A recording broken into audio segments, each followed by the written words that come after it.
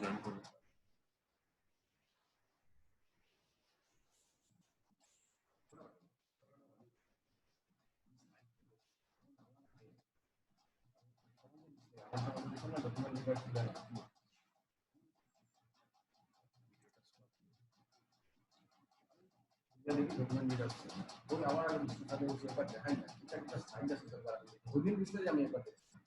আপনি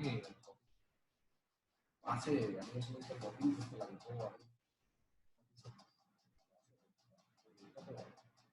এটা আছে এটা করতে লাগে সাইন ইন আচ্ছা sign in Aadhaar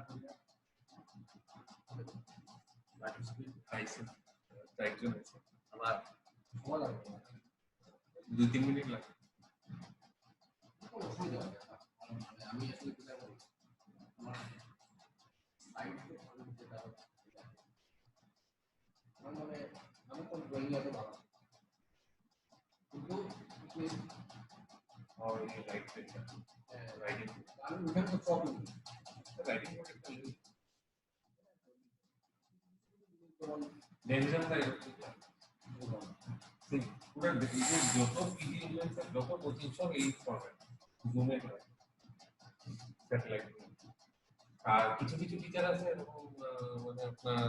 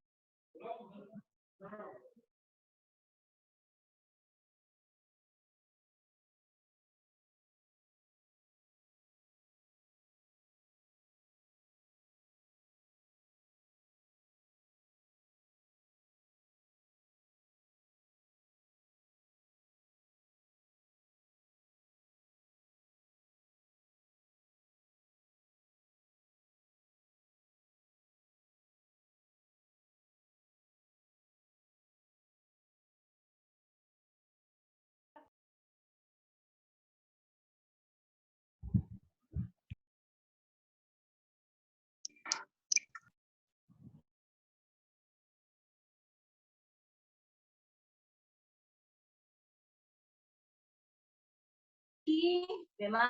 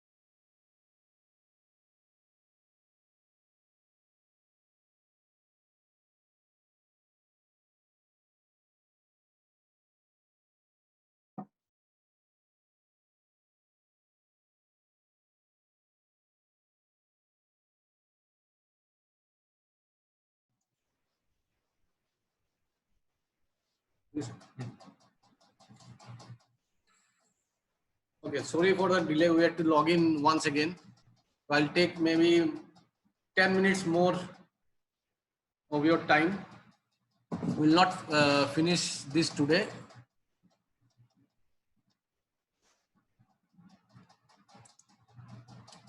Okay. Now, as I told you, that tip of the appendix will decide what type of symptoms or signs the patient will elicit. So depending on the position of the appendix, some specific signs or symptoms will be there. Number one is retrocecal, which is the commonest type of position of the appendix. And as I've already told you, it will lead, or it, most of the cases, it leads to something called the silent appendix, which is nothing but this cecum filled with gas is on top of the appendix, and the amount of pain or tenderness that normally should be elicited on rebound tenderness is not there. But the other signs which are specifically present in case of retrocecal appendix will be the rigidity of the quadratus lumborum, the psoas sign, because it lies over the psoas muscle, and the psoas muscle gets irritated and undergoes spasm. So the right hip joint is flexed. The function of psoas muscle is flexion of the hip joint. So the appendix lies over this psoas. The psoas becomes irritated and contracts, and the hip is flexed. So if you see a patient with right hip flexed and complaining of mild pain in the right lower part, you can think it to be a case of retrocecal appendicitis. In case of pelvic appendix, when the tip of the appendix points towards the pelvis, we know that in the brim of the pelvis, you have the rectum, you have the urinary bladder, in case of females, the uterus. So the tip of the appendix irritates the rectum. And this rectal irritation will cause diarrhea. Similarly, in some cases, the tip of the appendix will irritate the urinary bladder, and the frequency of micturition is increased. So these are not typical symptoms of appendicitis, but this has to be kept in mind in order to diagnose atypical cases of appendicitis. So pelvic appendix, some patients will come with diarrhea, some might come with increased frequency of micturition. There is deep tenderness over the symphysis pubis because the appendix lies there. And if you do a rectal examination, the pain will be there. That will be discussed later. Post-ischemial. Post-ischemial means it is behind the ileum, pointing towards the umbilical area. So there will be ill-defined tenderness over the right side of the umbilical. And there is because of the irritation of the terminal ileum. So next is some special scenario as far as age is concerned. Pain, nausea, anorexia, vomiting, mild grade of fever is seen in 50% of cases, irrespective of the type of the position of the appendix. In some special scenarios, we have seen in pelvic appendix what might happen, in retrocecal appendix what might happen. So now the slide that is projected shows you some special cases in case of remember that appendix is very uncommon below the age of 36 months. It is difficult to diagnose. Children cannot tell you the symptoms. Diffuse peritonitis is common because the omentum is not well formed and cannot cover the inflamed appendix, forming a lump, and as such, there is high incidence of perforation of the appendix.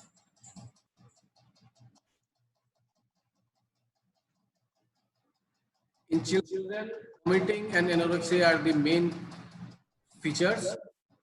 In case of elderly, again there is evidence of gangrene and perforation, reason being the omentum, though well developed, because of atherosclerosis, the functioning of the omentum is compromised. Even though it goes and covers the appendix or tries to cover the appendix, the amount of vascularity is reduced and the protective mechanism is not there. So there is gangrene and increased chances of perforation. Features of subacute obstruction is seen in elderly. One point I want to make it clear. In case of elderly, the abdominal wall is lax. So if you press over the abdominal wall, the amount of tenderness that a normal individual will have and elderly will vary. Abdominal wall is very lax. So if you press, the pain sometimes may be aggravated. So more pain, though the inflammation is less. In obese, the signs are less because the abdominal fat prevents the abdominal wall to go down and touch the appendix because the abdominal wall is very thick.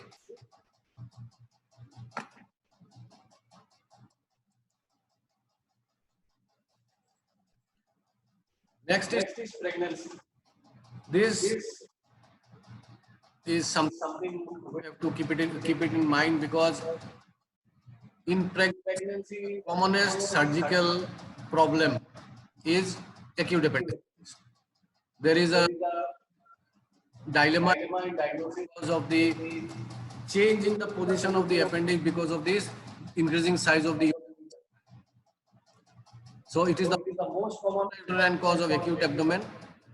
Presentation is the typical pain in the right iliac fossa, shifting from umbilicus, will not be the position of the appendix will be bit high up, or in advanced cases of pregnancy, it will be pushed maybe up to the right hypochondrium. So patient might think that it is some sort of gastritis or pain because of stones in the gallbladder. Presentation is more delayed because nausea is another common feature in cases of pregnancy. So people, they generally to be because of rather than because of some other infection in the abdomen. If pregnancy is acute appendicitis, there is 20% increased chance of perforation and 3 to 5% chance of fetal loss.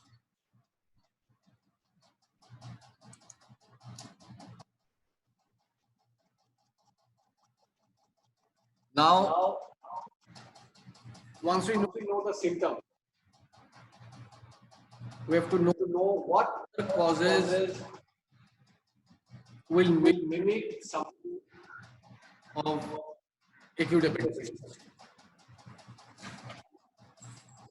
Here, I'd like to tell you something which I tell in every clinical class. Remember the normal anatomical structures that are present in the right iliac fossa. Suppose you enter right iliac fossa, what are the normal structures that are present? You will find the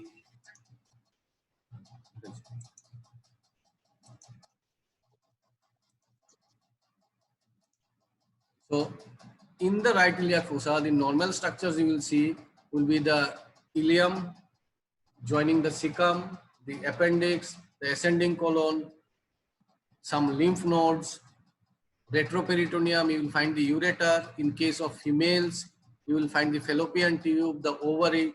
So if you know the normal structures that are present in the right iliac fossa, any pain in right iliac fossa will be most likely related to those. So the differential diagnosis will be easy for you to make out. Now, in case of children, gastroenteritis is the most common differential diagnosis which has to be differentiated from acute appendicitis, because the mild grade of fever, pain abdomen, nausea, anorexia, everything is almost same as that in gastroenteritis. Mesenteric adenitis, as I told you, the lymph nodes will be present there, and because of maybe viral or bacterial infection, the lymph nodes in the mesentery gets inflamed, and the features are almost same as that of acute appendicitis. Meckel's diverticulitis, you know that the Meckel's diverticulum, if present, it follows the rule of 2%, 2 feet and all those. So if that Meckel's diverticulum is inflamed, it is called Meckel's diverticulitis, and the features will be almost similar to that of acute appendicitis. Next is intussusception, which is common in case of children around the weaning period, maybe 7-8 months when they start feeding.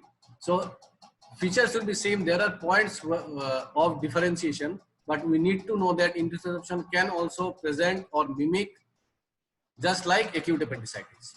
Then Henoch-Schönlein purpura and lobar pneumonia. These will not discuss in detail, but you need to know that in children, gastroenteritis, mesenteric adenitis, Meckel's diverticulitis, and intussusception are the common causes which mimic acute appendicitis.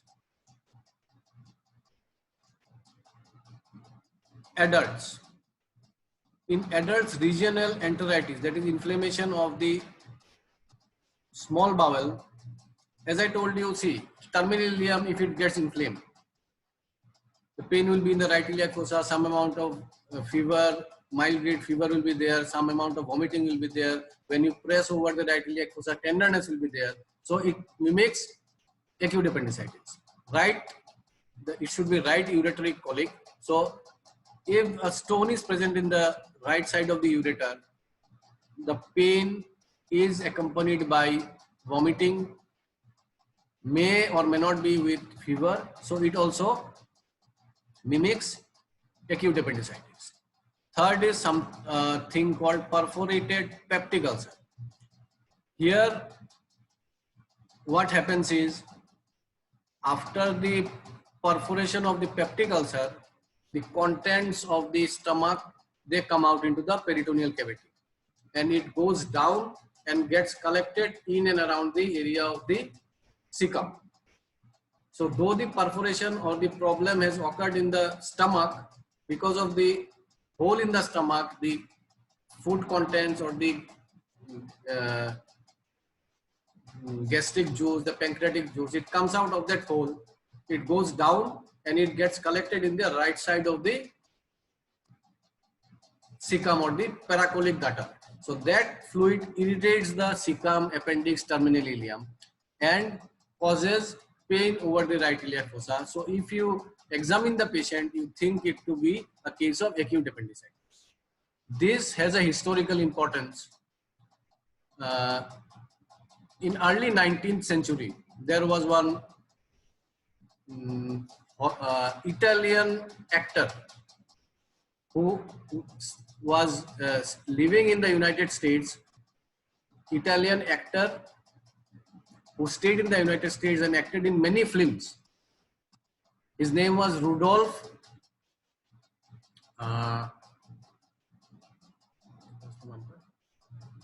Valentino. Rudolph Valentino. So what happened is, he was brought to the emergency with pain abdomen in the right lower part of the abdomen with mild grade of fever and vomiting. He was diagnosed to be a case of acute appendicitis. He was operated, and post-operatively, maybe on the third or the fourth day, the patient expired. So after the patient expired, he was taken up for autopsy. And in the post-mortem examination, they found out that the main reason was nothing but a perforation in the stomach. So from that story, we know that even a simple case of perforated duodenal ulcer might present as a case of acute appendicitis.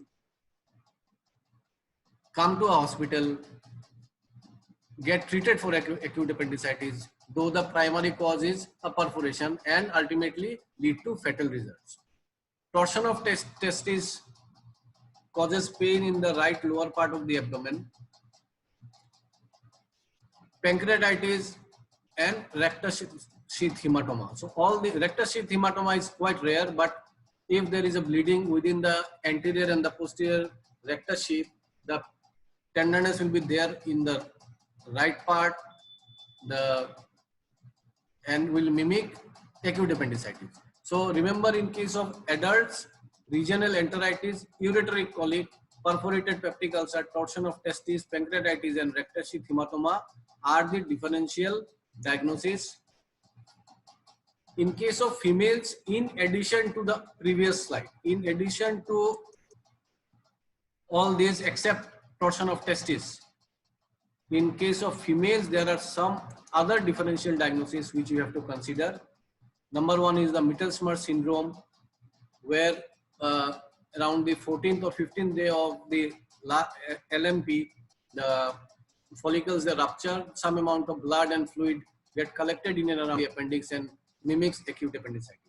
Then pelvic inflammatory disease, endometriosis, torsion and rupture of the ovarian cyst, pyelonephritis. So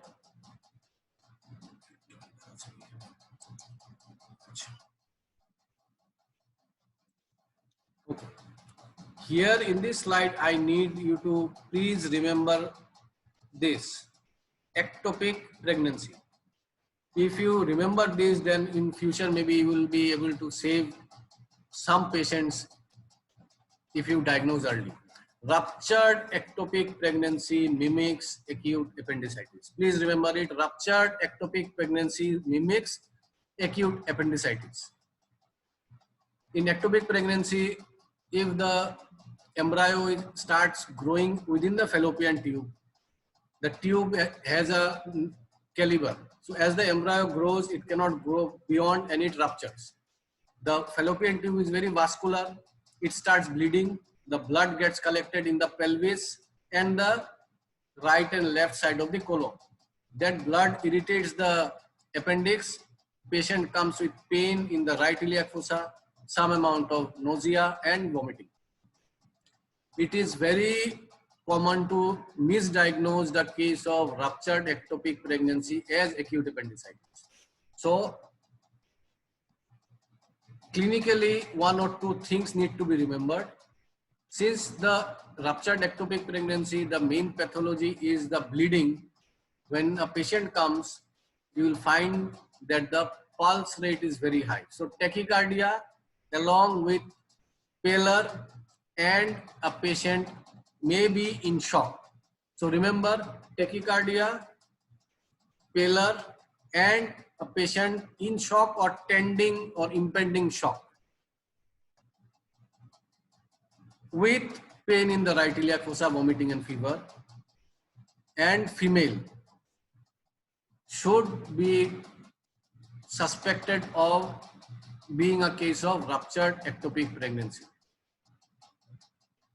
Because ruptured ectopic pregnancy, if not treated urgently and the patient doesn't undergo operation as an emergency basis, the patient will die. So remember, any female within the reproductive age group coming to the casualty or attending you with features of acute appendicitis, but with pallor, tachycardia and impending shock or in shock, the first thing we need to do is rule out ectopic pregnancy. How do you rule out? There is a simple technique of checking the urinary HCG. You check for the urinary HCG. If it is positive, then you don't need to do any further investigation like an ultrasound or something. We simply take the patient to OT and operate for the ruptured ectopic pregnancy.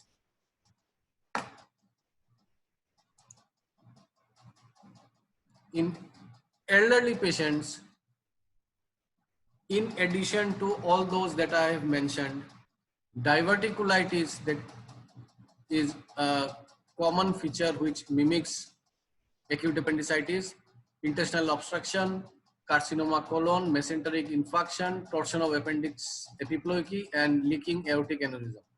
So this has to be kept in mind. In case of leaking aortic aneurysm, if the leak is more, then maybe the patient will not reach the hospital or any doctor for diagnosis, but this has to be kept in mind. Some rare causes of differential diagnosis are there. I'll just name them. Some spinal conditions, diabetes, typhlitis, and diabetic crisis. These need not be remembered. So to end today's class, my take-home message will be to remember only one thing: acute appendicitis and ruptured ectopic pregnancy can be misdiagnosed. So any female patient of reproductive age group attending a doctor or you with pallor, tachycardia and shock or impending shock, irrespective of the menstrual history that they give. Remember, the menstrual history might be misleading.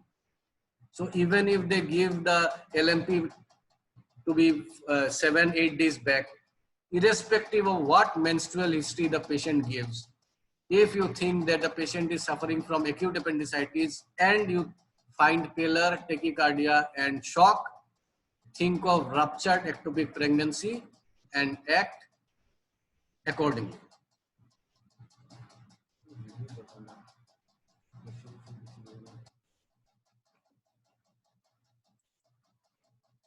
So I think that will be the end for today.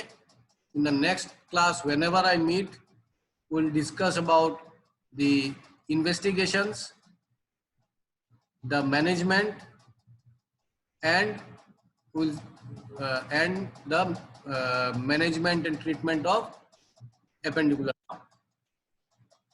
Thank you. Thank you, sir. Thank you, sir. Thank you, sir. Thank you.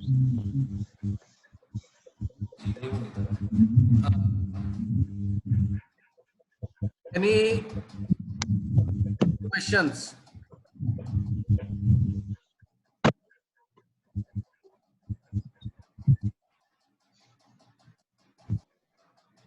Anything you want to verify?